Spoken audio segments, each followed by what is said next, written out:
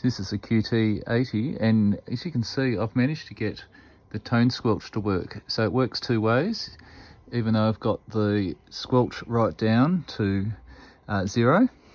Where's the squelch? Here's the squelch.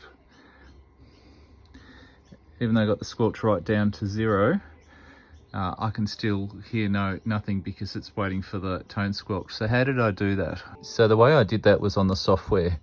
So over here you can see I'm on bank D, which is what was on the radio frequency, and then I've got my cTss listed there as in receive and transmit.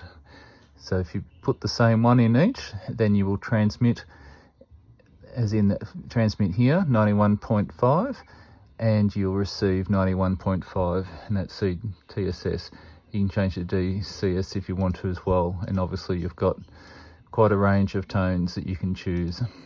The DCS is good, but what I find is often you have to transmit for a second before it decodes it. So there we go, that's how you do it. Then just upload it to the radio, just like that, and you can see here it's uploaded to the radio.